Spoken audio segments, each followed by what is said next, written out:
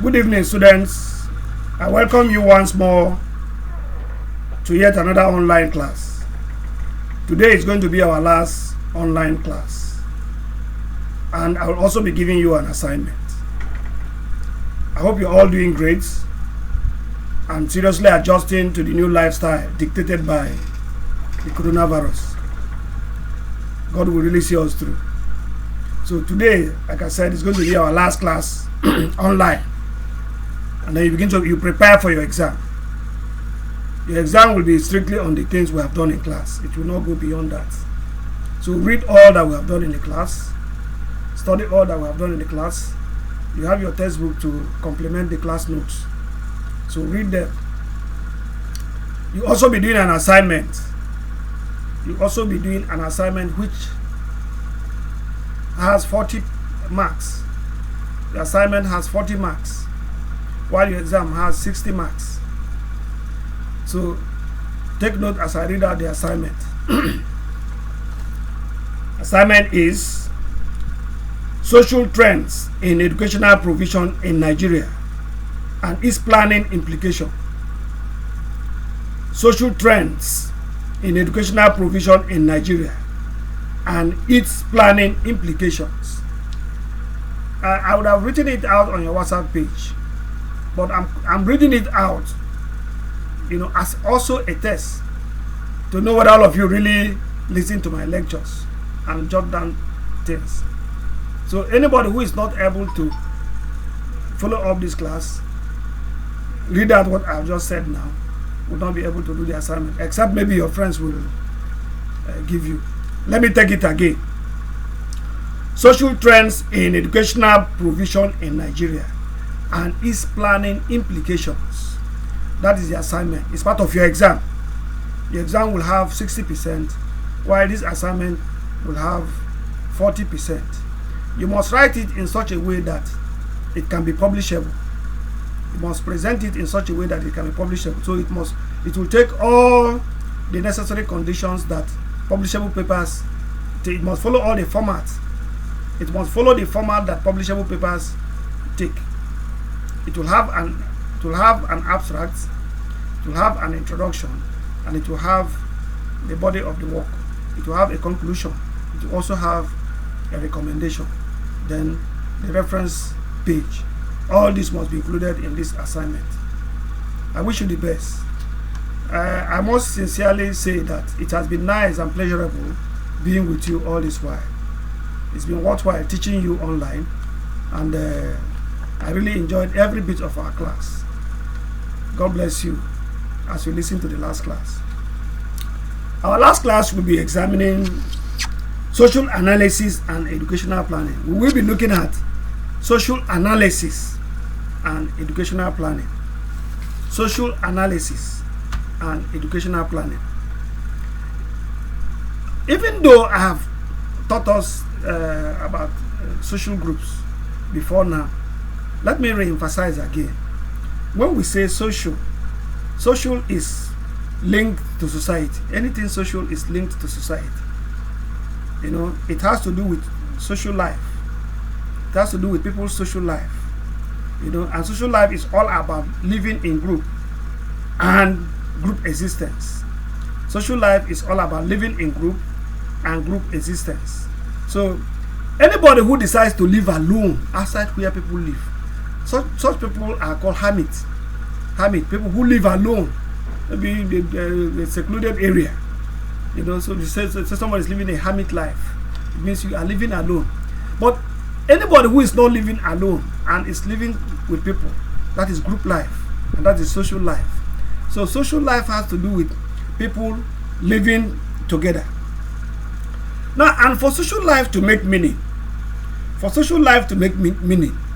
it has to do with society. It has to do with community. Individuals that live together in a community and share things in common. It has to do with sharing things in common in a group, either community or in a larger society. So such group living manifests in family life, community life, state life, and a nation's life. So when we say social life, we're talking about living together in society, and such society could be family groupings, or community, or state, or at the national level. All is made up of people who share things in common and live together as a group. So in every community, the what distinguishes them is that they live together in a group and share things in common.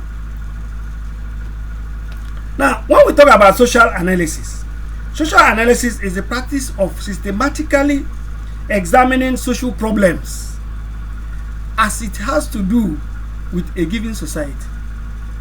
Social analysis has to do with examining social problems as it has to do with a given community. You know, it tried to examine things that have to do with justice, problems in society as it's related to equity and justice, fairness, and all that. So social analysis identifies a problem in a society and examines those problems, how members of that community are fairly treated with respect to a given issue.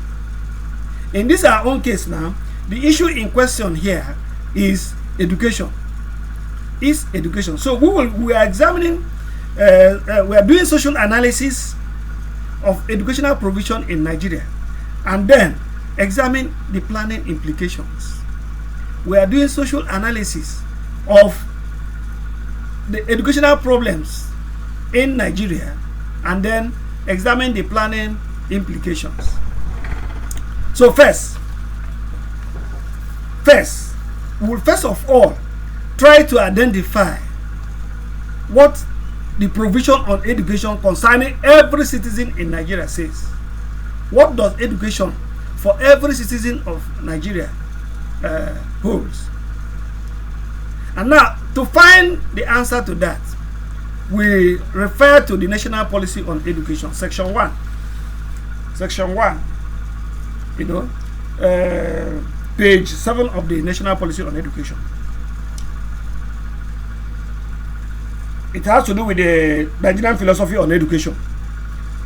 Nigerian philosophy on education. Paragraph C. Paragraph C of the policy says, and I read it: every Nigerian child shall have a right to equal educational opportunities, irrespective of any real or imagined disabilities, each according to his or her ability. That is what the Bible, the Education Bible, what we call National Policy on Education, says. That is what the Federal Republic of Nigeria says about education and the citizens of Nigeria. We are going to examine this. We are going to socially analyze this. These are these educational provision in Nigeria, and look at the planning implication. The policy says, and by implication, the Nigerian society says that every Nigerian child shall have a right to equal educational opportunity. To equal educational opportunities, irrespective of any real or imagined disabilities, each according to his or her ability. What this means is that any child that is born in Nigeria, whether you are deformed, whether you are able, or whether you are disabled, whatever, so far as you are a human being born in Nigeria, you have a right to equal educational opportunities. Any child that is born in Nigeria have a right to equal educational opportunities. I didn't say it. It is documented in the National Policy on National Policy on Education. All of you have copies of it. You can make reference to it and see what I'm telling you. The Federal Republic of Nigeria said this, and this is a working document, and we are now using it to examine how this has been achieved socially, how this has been achieved, and then check whether there are any difficulties in children in Nigeria attaining education as provided in the national policy. Alright, so we shall start that by examining what we call differential educational attainment. Differential educational attainment. Differential educational attainment. Now, irrespective of this provision in the national policy, in Nigerian policy on education, it has been observed that irrespective of this provision, that we still have what is called differential educational attainment. Differential educational attainment and educational provision in Nigeria. For a government and a state that made this policy, it is expected that every child in that country will be given the same equal educational opportunities across the country, irrespective of where you are born, irrespective of whether you are able or disabled. Now let us examine the situation on ground in Nigeria. Now, what we have seen and observed in Nigeria is that irrespective of this provision, we experience the following. We experience differences in the level of educational attainment among citizens. We experience that there is differences, there is a great difference in the level of educational attainment among citizens of the country in the following areas. 1. There are differences in the type of schools built in Nigeria. 2. There are differences in the type of facilities provided in Nigerian schools. 3. There are differences in geographical location, in education provided in different geographical locations. There are differences in schools built and provided in different locations. 4. There are differences in the quality of teachers and teacher distribution in the different schools built for citizens in Nigeria. Let us examine this one after the other. Now, you will agree with me that in Nigeria, schools are different. Schools are different. From what this policy says, it is expected that every child in Nigeria should be attending the same type of primary school. The same type of primary school. But we have, as in Nigeria today, we have schools that clearly tells us that some people are better treated than others when it comes to educational provision. We have heard of special schools for the privileged and public schools for the less privileged. But yet, the provision says that every child, no matter where that child is born, no matter the background, will be given the same school. So when you visit a public school and visit a private school, you will see the difference. So every child in Nigeria does not attend the same type of school. Every child in Nigeria does not attend the same type of school. Even among the privileged, there are still schools of different categories. Now, if, for example, you visit any university, you see that they have what is called staff school or what is called demonstration school for their children. Those demonstration schools are better, far better than public schools. So their own children have special school. Now, you see, it is only those who are from very poor background that attend such poorly established schools. So when you go to a rural community, the school you will see there is different from the school you will see elsewhere in town. So that clearly tells us that irrespective of the fact that this thing is provided in the national policy, in practice it is not true. Then let's look at the next one. Differences in types of facilities. Differences in types of facilities. If you examine schools built by Nigerian government across board, you will discover that some are better equipped than others.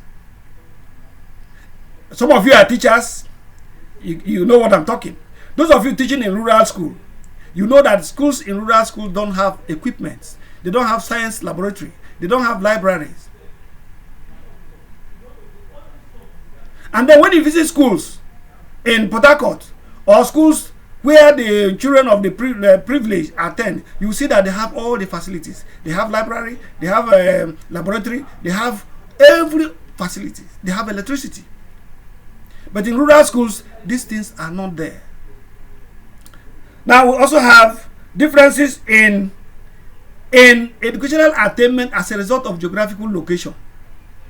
Children who are in rural schools, the schools they build there, even the environment will tell you the kind of school that is built there. Those schools lack facilities. They lack equipment. They lack enough teachers. So you see, even though there is this provision here, the type of school provided differ greatly from the one provided elsewhere. Every child in the Nigerian society do not have equal access to educational opportunity.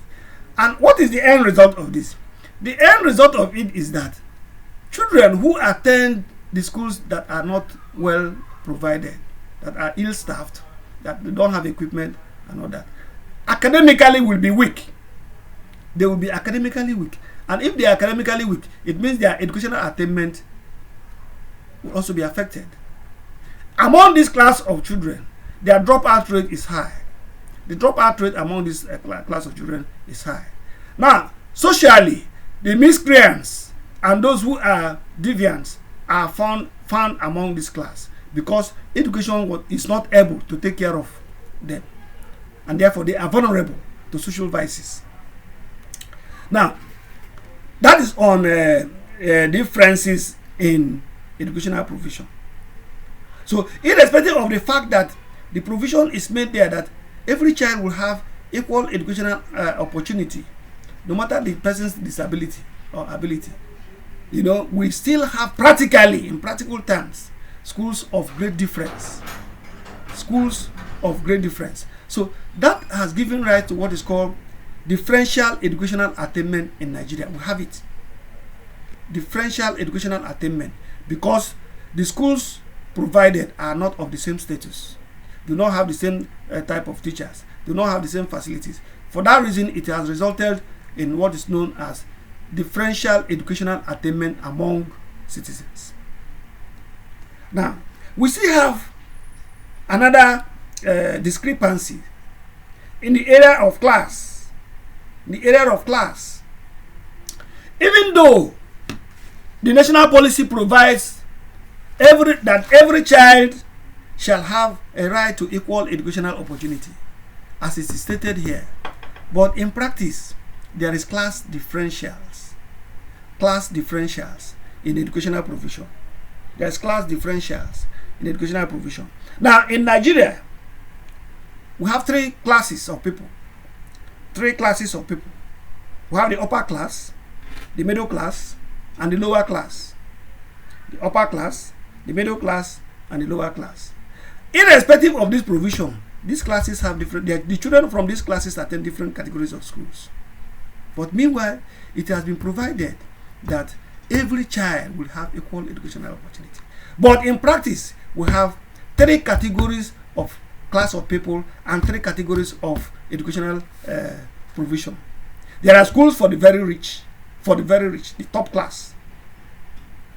I have told us earlier before, if you want to see the children of any rich man in school, you know the schools you will go to see. You know the schools where you will see them, not in public schools.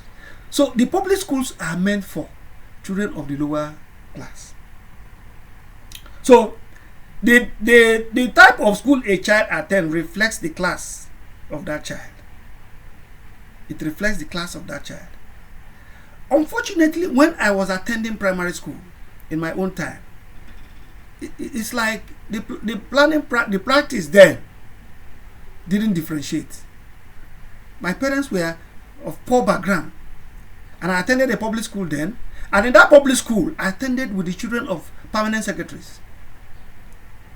I remember vividly, my school, primary school was in D-Line, Diop here, where I schooled with the daughter of late Lechi Amade.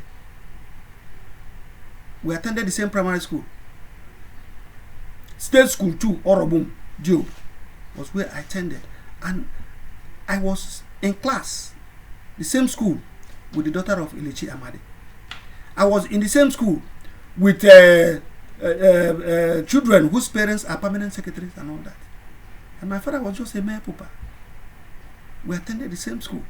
Perhaps this time, educational provision took care of this clause here. Every child, no matter your disability. But now, the difference is very clear in terms of schools children attend. So the society is divided into class. The upper class have the different educational chances for their children. They attend good schools, and those good schools are private schools, and the amount for those schools are different. So even when those who provided this policy say that every child, their own children attend schools where they pay 1 million naira as school fees.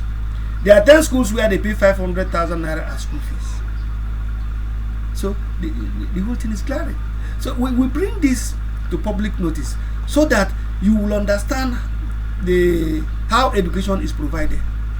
You will understand the structure on how educational provision is built, so that you don't just take what you see on paper to mean the real. When you take the national policy from beginning to the end, and then begin to examine the real life situation on ground, you will see great disparities. You see great differences. You see differences in what obtains there and what is practically obtainable. And then you will now see the bane of the education system in the country. Now, children who are from the lower class do not have opportunity to attend early school, even though it is provided here that there will be early child care education provision. Even though it is provided here, it is only the children of the very rich that attend such schools, while the children of the very poor do not have that advantage. And when that happens, it means that certain children in society are denied and deprived of early childhood education, and therefore it will affect their long-term educational attainment. Now, children that attend such public schools, the lower class, children of the lower class that attend public schools will not have opportunity to books, do not have opportunity to reading materials, do not have opportunity to writing materials. And for that reason, they will not do well. Even when such children could be very brilliant, they will not do well, because the educational provisions have already put them in a disadvantaged situation. Now, even this program that you are running now, there are people that could be doing master's program in good schools, that most of the things you use your money to spend, you get them free. For example, now we spend money to buy data. There are countries that it will be data is something that is taken for granted. Everywhere you go, data is provided free. If you have friends who are overseas, they call you on WhatsApp because it's provided free. The data is provided free. But here in Nigeria, you buy data yourself. So if you want to Google any information, you have to buy data. If you have to go online to lecture, you have to buy data. So tell me, those who are not able to buy data to listen to this lecture, what will be their fate? It is only those who are able to buy data that will be able to listen. Now, lecturers who cannot be able to meet up in data and order, how will they be able to teach? And even as we are teaching, you can see that there are differences in what we do. Some people use voice note. Some people go online on YouTube. Some people use other Zoom and all that. Not everybody can afford that because of the disadvantaged position you have found yourself. So those who can easily afford it, you see, before you even talk of Zoom, they're already using it because they have the facilities already because of their background. You know, and those of you who are coming from very good background, maybe among the privileged few, most of the things we do here, you find it very difficult because you have already been exposed to all that. But those who are coming from very poor background and attended public primary schools, attended public secondary schools, and now public tertiary institution, you will still continue to have disadvantage. So that even if you have a first degree, the other person that have a first degree from a very good school, when you attend the same interview, will beat you hands down because you have already been disadvantaged. So what we are trying to portray here, what we are trying to bring forth here, is how inequality, social inequality in educational provision, social inequality in educational provision caused by improper planning by educational providers in the country. But in other countries of the world, these things are taken into consideration before education is planned, so that every child will not have any disadvantage going to school. But here, great disadvantages exist that hinders people from going to school, irrespective of the provision in the constitution. All right. Then, there is yet another disparity in the area of what is known as ethnic subculture and educational provision. Ethnic subculture and educational provision. Now, the ethnic group you belong to and where you find yourself in terms of where you live, that's the ethnic area, the area you find yourself, will make you to have opportunities for education or not. It will make you to have opportunities for education or not. Now let's examine that. Now in Nigeria, you remember we have the north, the south, the east and west. That's what we have in there. That's the four cardinal points. Now at the point in Nigeria, when we had the regions, in Nigeria, what me and you know is that we had the northern region, the eastern region, and the western region. Then we begin to ask, what of the southern region? At a point in Nigeria was divided into only 3 regions. The 4 cardinal points that we know in geography was no longer obeyed. So we now have north, east, and western region. Now, all the people from this southern zone that was supposed to be called southern region were merged to the east, and all of them became known as eastern region. Now, the implication of this is that when education was provided, education was concentrated in those areas.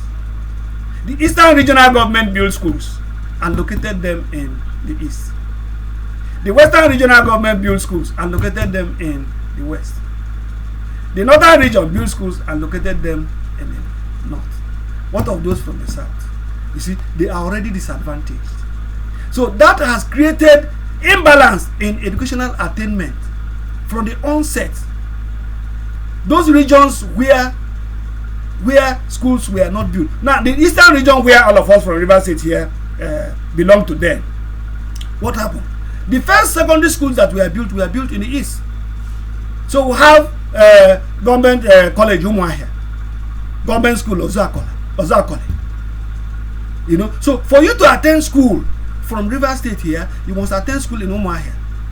You must attend school in Ozakole. You know, so we were already disadvantaged from where location, where you belong to. This now gave rise to what became known as the minority group. The minority groups were denied education because they were in minority. So these are practical things that happens that people, if you don't look where, you will not understand that these things affect educational attainment. My father didn't go to school because he was from the minority. After primary education, the father could not afford to send him to Zuakole Omuahe to go and attend secondary school. He said he should go and learn trade. But the privileged, the few, those few then that were able to weather it and attended, became educated. The example, a shining example is late Elechi Amari. He attended school in Omuahe. Read his profile.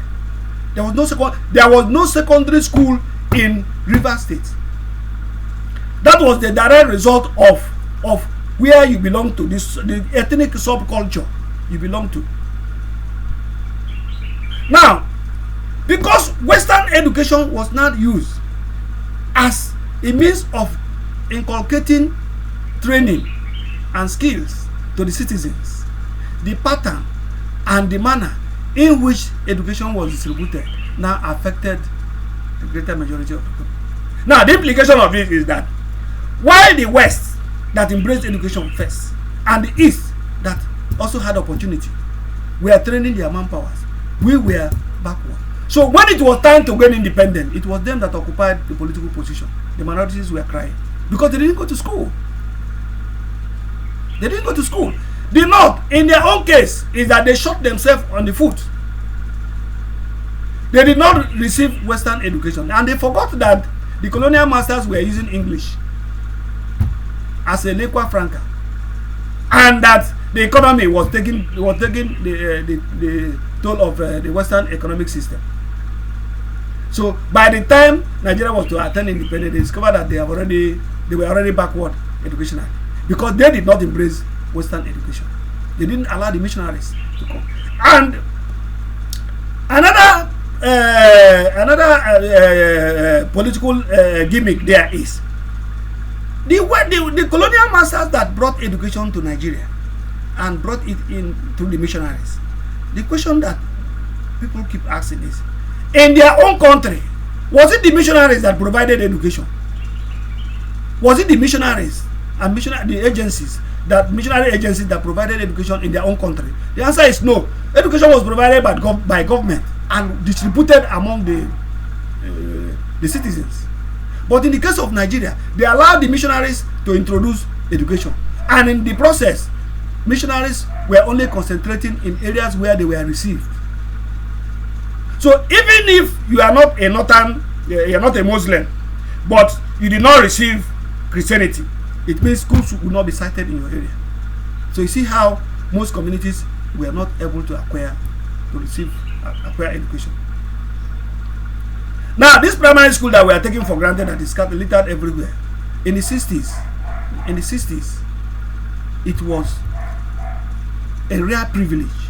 It was a rare privilege. My father had to travel from my village to Isogbo to go and attend primary school. There was no primary school in the whole of my community. He had to travel to Isogbo to attend primary school. So you see that where you come from, determines the kind of education you will get. So you can now see why most people are educationally backward and some are educationally advantaged because of where they come from. Schools were not allocated to the area early on time because of the nature of how education was introduced in the country and because of the nature of the system of government in place there. The political class hijacked education when we had regional government. So in the East, imagine then, for you to get an identification letter, to attend school, you have to travel from River State here to Enugu, the headquarters of the Eastern region, to go and get. So how many people will be able to do that? So majority of people ended up didn't go to school. All right.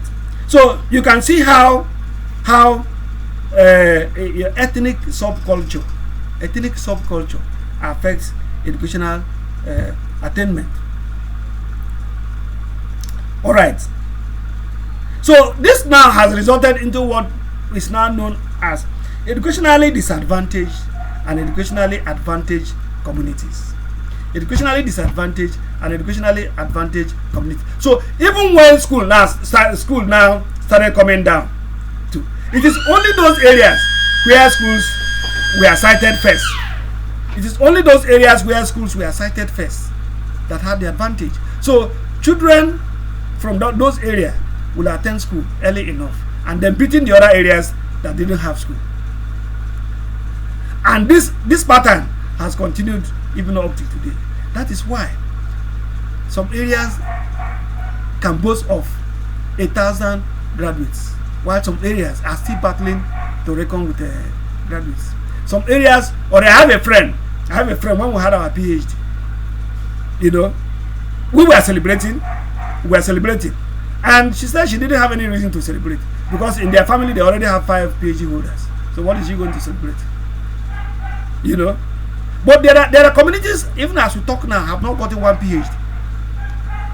It is not their making. It is because of where they come from and educational opportunities that were present there. When was the first school built in your area? When was the first primary school established in your area? Then you'll be able to know how educated your people are.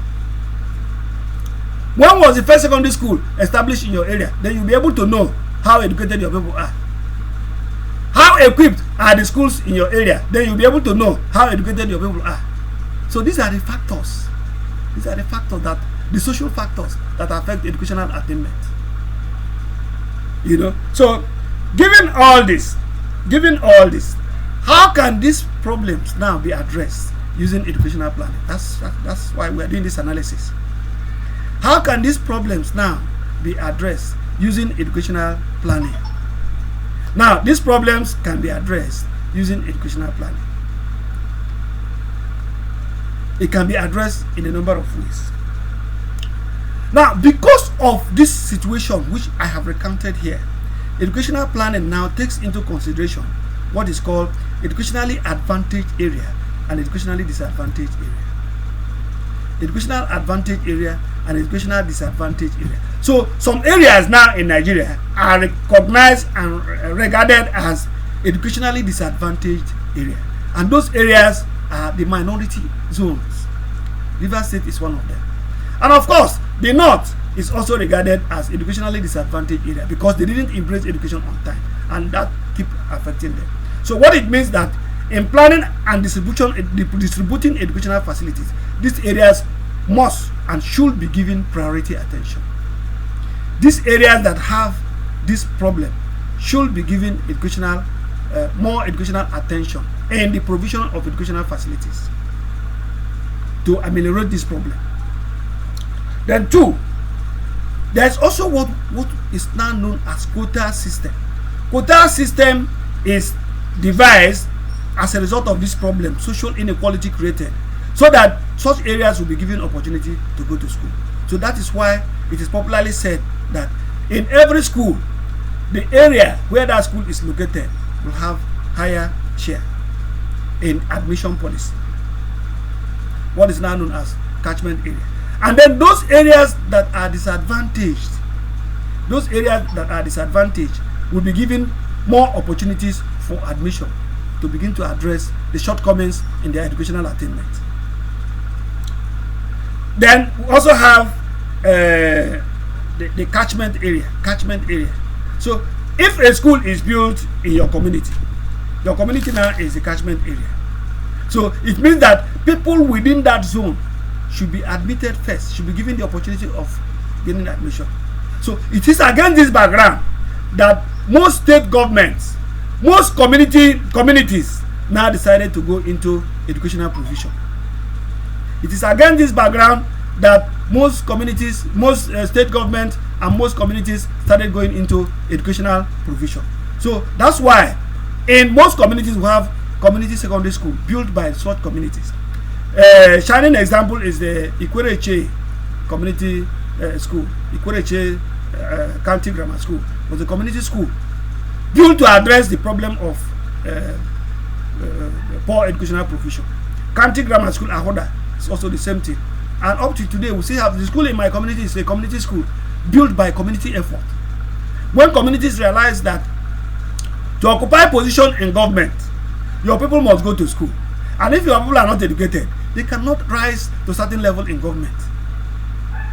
Therefore, for them to be able to have people in government, they start to begin to build schools, to send their children to school.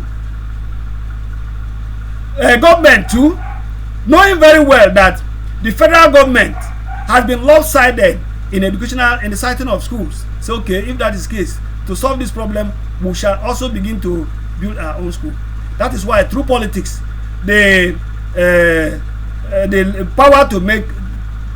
power to legislate on education now came under concurrent list, so that the federal and state government can legislate or provide for education.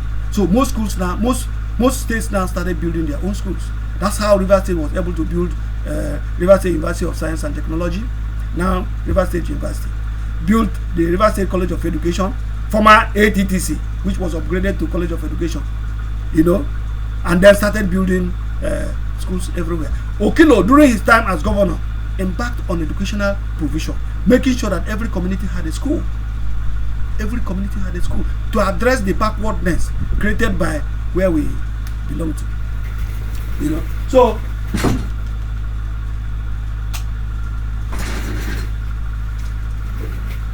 these are the background of how your cultural background and your ethnic subculture determine the kind of education you will attend, and this is how such problem can be addressed. It can be addressed through the quota system. It can be addressed through catchment area. It can be addressed through special schools. Special schools.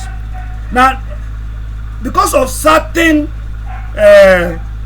persons that found themselves in certain areas, special schools are also planned for and built in those areas to address such problems, like the Amajiri school for herdsmen, the migrant fishermen school to address the issue of migrant fishermen's children and all that, and several schools that have arisen now to take care of special needs. There's also the special needs education for the deaf and the dumb, people that are deformed, the deaf and dumb, they have their schools now. All these are processes that is planned for to address the inequalities created by educational provision. Right. So we have community effort. We have arrangement to address those that we consider as educationally disadvantaged by citing more schools to those areas. We have special schools for those with special needs. The migrant fishermen, the Amajiris, the special school for the deaf and dumb, and all that. These are all plans to take care of those areas. Then catchment area, building school and ensuring that people within that geographical area are given opportunity first before people from outside. Then quota system in admission, making sure that those who are disadvantaged are given certain quota to be filled up in the admission policy. All these are planning arrangements to address the inequalities created by educational provision.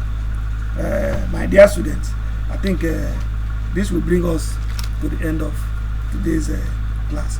We have been able to socially analyze the educational problem in Nigeria that is created as a result of inequality in educational provision. That is created as a result of class subculture, classes in society.